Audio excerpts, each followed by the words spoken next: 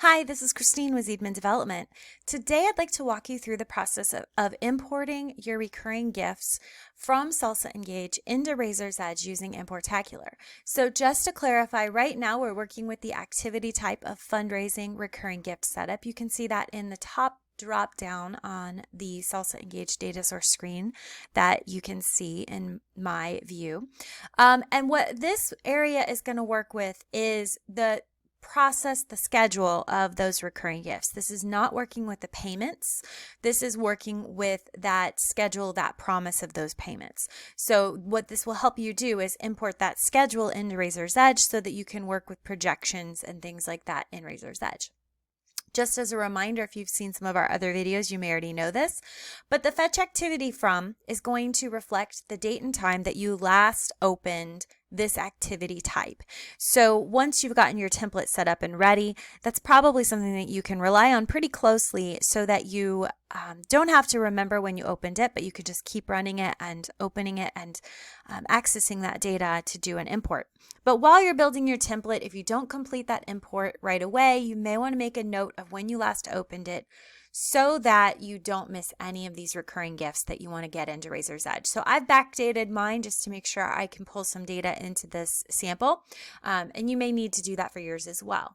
That fetch activity to date is going to auto default to the moment when you've opened this screen. So again, if you don't want to pull everything from all of that time frame, you can adjust that date, but that's where that date comes from. So I'm going to go ahead and click OK and we can get started. Importacular is going to download our data, so pulling all of the recurring gifts within the time frame that we've selected. That way we can set up our template and our schedule so that we can import this into Razor's Edge, showing when these gifts are scheduled to be processed. Once you've got this into Razor's Edge, then you can use our recurring gift payments option so that you can apply those payments to that recurring gift and you can track your projections really accurately. But that will be in a separate video.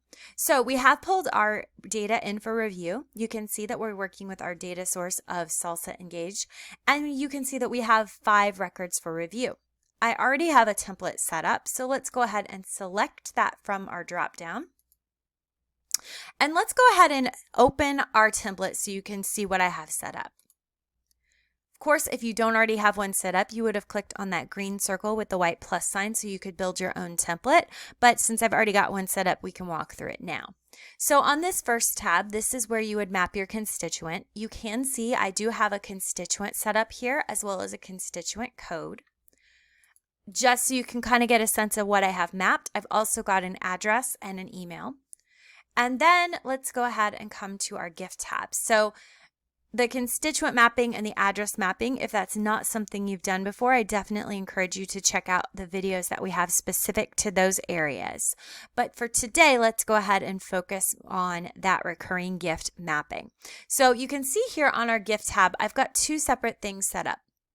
The first is my gift mapping, which I've named RG Monthly, which is my slang for recurring gift monthly, since all of mine were monthlies. And then the second one is a recurring gift ID, which is a gift attribute. I've linked that just to give myself a way to remember which recurring gift was coming directly out of Salsa and just to have a link of those codes between the 2 systems. So let's open this gift mapping. And you can see here that I have chosen to work with the show common and schedule. So normally when you open a gift mapping in Importacular, it defaults to show common fields. But because we're working with a recurring gift and there are scheduling fields needed for this, we do want to work with the show common and scheduling. We won't work with that show all fields at this point because that would also include the stock field, and that can sometimes cause some issues because fields that are required on stock are not necessarily required on other fields for other gifts. So we don't want to include those fields if we don't need them. So for right now, let's go ahead and just stick with the show common and scheduling. So you can see that I have mapped quite a few different fields. I've added not acknowledged because I want to be able to send an acknowledgement letter. I have used that recurring amount as my gift amount. For my campaign, I've linked to my designation field within SalsaEngage, and you can see that I do have a field setting here where I have worked with my data transformations so that I can make the transformations do what I'd like them to do. You can see further down that I have my activity date as the date for my recurring gift. And then for my date first pay, I've selected my recurring start date. I've also used that designation field to map my fund. And I have selected that this recurring gift is active. So that's very important if you want to be able to add payments to this later.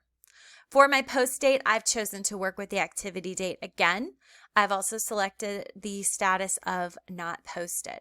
So next, we're going to get into a few of the fields that are more relevant for working with the schedule. So in my SalsaEngage, I have a field that says, is monthly recurring? And the answer in that column is either a yes, a no, or a blank. So right now, the file that I'm working with, everyone that has a recurring gift has the answer of yes in this. So I've taken that yes answer and I've created a data transformation here to say, if it says yes, then change that target to monthly. And then I've left the next row as if it doesn't say yes to make it blank. So if you did have some other things, you could make some other changes to that. But for right now, that's how I'm getting that yes answer to tell Raiser's Edge that the frequency isn't yes, the frequency is monthly.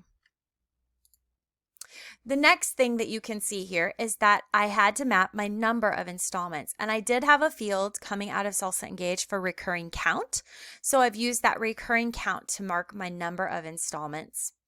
I have marked everything as a pay method of cash, but if these are credit card payments coming out of SalsaEngage, of course you can absolutely change that to credit card. And I've marked my receipt amount as recurring amount because I'm assuming that this is a completely tax deductible donation. So moving on further down, you could add a reference or a receipt number or anything like that if that's relevant for you. But we do need to take care of several different pieces to make our schedule work correctly. So one of them is on that scheduled day of month, I needed to fill something in. Even though I want it to be on their user-defined day that they've chosen, I did need to fill this in order to get the schedule to populate appropriately. So I've just put in the scheduled day of month as 1, meaning the first of the month, but then that's been overridden a little bit later down with the way that I've selected things. You can also add that ending date if you have an ending date to their recurring gift. And then you can work with the monthly, the day of the week, if you have that. If you have a monthly ordinal, so you want it to be on the first, the second, the third, the fourth, or the last, I've selected the first here.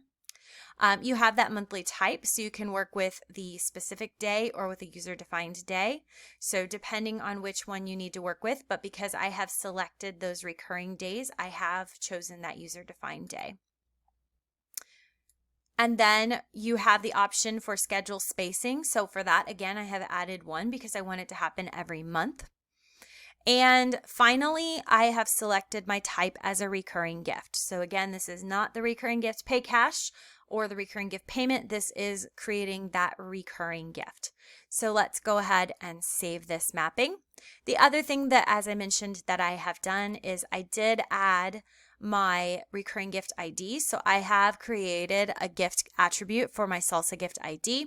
I'm using my activity date for the date, and then I have that recurring transaction ID, and I'm putting that in the description. So I've got that just because if I ever need to do any research to make sure this is the exact same recurring gift, I do have the option there to check that. So I'm going to go ahead and save that mapping.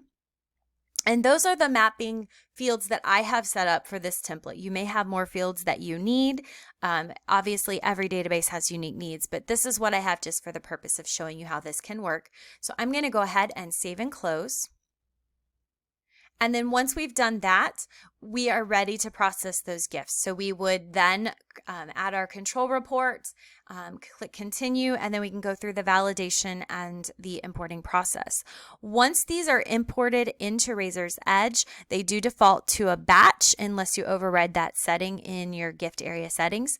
And once you've committed that batch, then you can come back and you can add those payments to those gifts. So I do encourage you to watch our video showing you how to apply those payments. Thank you so much for your time. I hope that this has helped you with working with those recurring gift setups within SalsaEngage.